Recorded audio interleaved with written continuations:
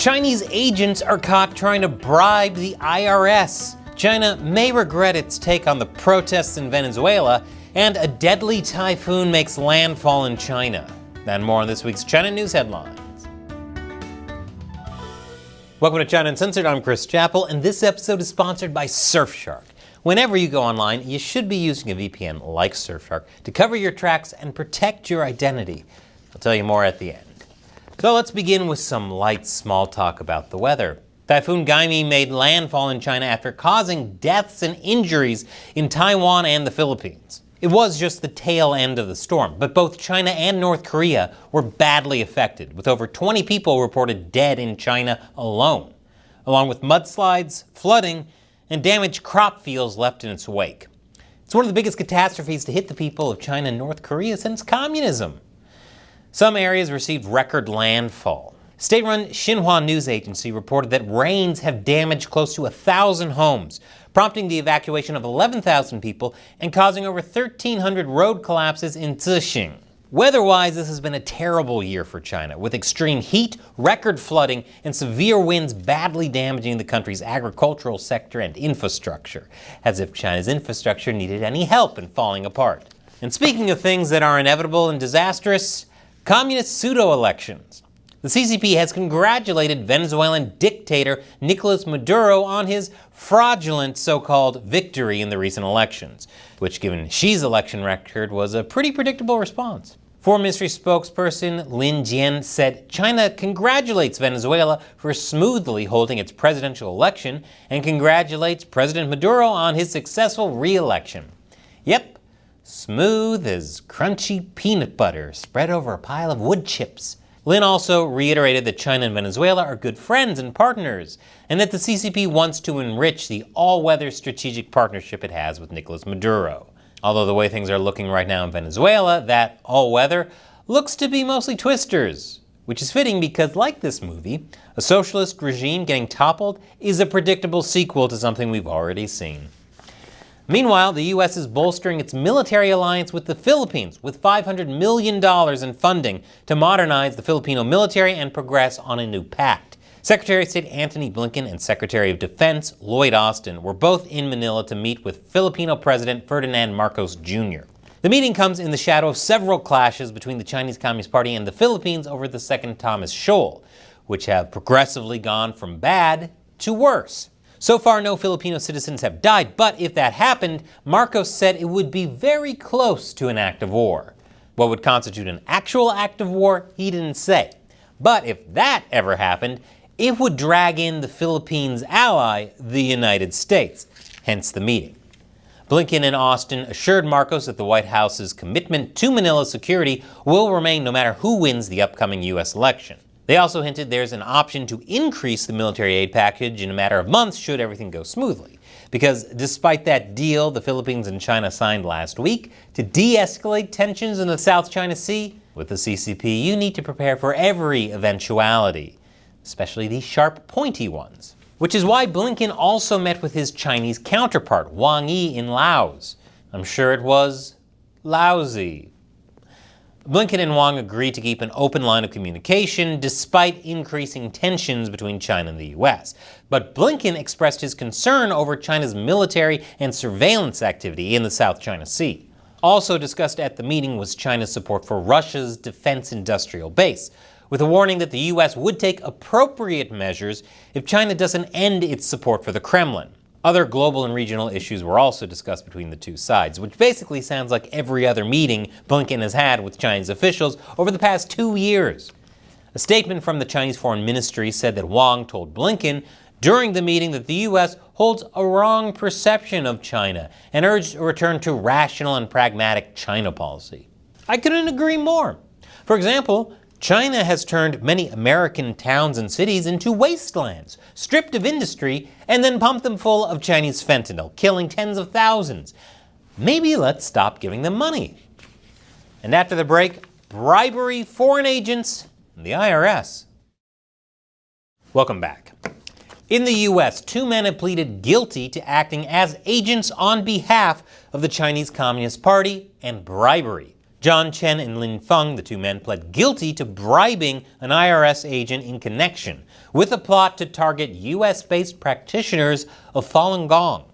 Whoa, is this going to be a story where the good guys are the IRS? Falun Gong is a spiritual practice from China that is being heavily persecuted in China. According to the indictment documents, from at least January through May 2023, Chen and Feng worked inside the US at the direction of a PRC government official to further the PRC's campaign to repress and harass Falun Gong practitioners. As part of this campaign, the men took part in a scheme to manipulate the IRS's whistleblower program and strip the tax-exempt status of an entity run by the Falun Gong. We don't know for sure what the entity was, but I'd venture a guess it was Shenyu, the classical Chinese dance and music show that describes itself as China before communism. They paid $5,000 to an IRS agent with the promise of more money to come to push the complaint forward. But oopsie, the agent was actually an undercover officer. During this mission, Chen, on a recorded call, explicitly noted that the purpose of paying these bribes was to carry out the PRC's aim of toppling the Falun Gong, which makes Chen just about the worst spy ever. Of course, the scheme didn't exactly go as planned for the CCP or the two men. More information is likely to come out about the case in the coming weeks. Both men face a possible sentence of a total of 25 years in jail. Maybe they can pay less for their crimes by writing off China as a dependent. And after many months of talks, China and Taiwan have reached a deal over the deaths of two Chinese fishermen following a chase by Taiwan's Coast Guard. The Chinese fishermen were part of a group fishing in Taiwanese waters. Since China's fishing fleet is closely tied to China's military, and China wants to invade Taiwan, the Taiwanese Coast Guard gave chase. But one of the boats capsized and the two men drowned. The Taiwanese Coast Guard declined to reveal details, but the agreement involves compensation to the victims' families and the repatriation of their bodies to China, according to some reports. But that's not easing cross-strait tensions, because lawmakers from 6 countries say the CCP is still pressuring them not to attend a conference in Taiwan. Politicians from Bolivia, Colombia, Slovakia, North Macedonia, Bosnia, and an unnamed country in Asia said they were getting texts, calls, and urgent requests for meetings that would conflict with their plans to travel to Taipei. Makes you wonder if other countries got the same messages but didn't come forward. The conference begins on Monday and is being held by IPAC, the Inter-Parliamentary Alliance on China. IPAC is made up of a group of hundreds of lawmakers from 35 countries, concerned about how democracies approach Beijing and have long faced pressure from the Chinese Communist Party. Some members have even been sanctioned by China, and the group in 2021 was targeted by Chinese state-sponsored hackers, according to an unsealed US document from earlier this year. But the alliance's director, Luc de Pulford, said this time the pressure from the CCP is unprecedented. That's because in the past, campaigns against IPAC based out of China happened after the conference. Now there's a wholesale attempt to prevent people from attending altogether even before it starts. The campaign isn't all that uniform either. In some cases, lawmakers described receiving vague inquiries about their plans to travel to Taiwan, but in others, the contact was more menacing, with one lawmaker saying Chinese diplomats messaged the head of her political party with a demand to stop her from going. The CCP can threaten Taiwan and its allies all at once, but it just ends up solidifying support for Taipei in the end. China's foreign ministry has declined to comment on the accusations, and it doesn't look like this is deterring any countries from sending representatives to the conference.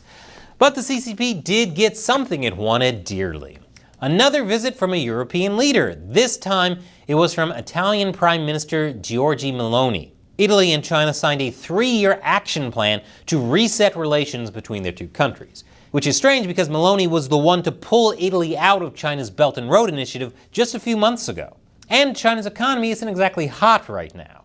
But according to Meloni, the agreement is meant to implement past agreements and experiment with new forms of cooperation, which makes sense considering that Stellantis, an automaker that includes Italy's Fiat, announced back in May that it formed a joint venture with China's Leapmotor, an electric car startup. That would enable Leapmotor to sell electric vehicles in Europe, getting around EU tariffs meant to limit that very thing. One of the concerns about Chinese EVs is all the spying they could do. China is trying to collect data from people all around the world, without their consent, of course. And that's why no matter where you live, no matter what you do online, you need to take active steps to protect yourself. You should always be keeping your internet activity private with a VPN like Surfshark, especially when you're doing things like logging into your bank account or credit card online. If you ever use shared Wi-Fi, you're in danger. Hackers can easily steal your password without you even knowing it.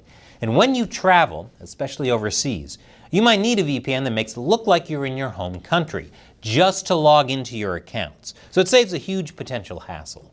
And you can install it on as many devices as you want, even on your Amazon Fire TV stick. It's great if you want it to appear like you're logged in from a different country so you can get access to all the good Netflix shows that are geo-blocked. So seriously, check out Surfshark. Go to surfshark.com/uncensored and you'll get 4 extra months when you sign up. That's surfshark.com/uncensored or use the code uncensored at checkout. The link is in the description below.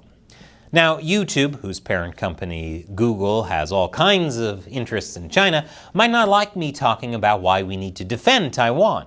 So on my new show, Deep Thoughts While Gaming, in a totally unrelated video, I talk about the new Final Fantasy game, where you need to go defend an island nation from a sinister evil.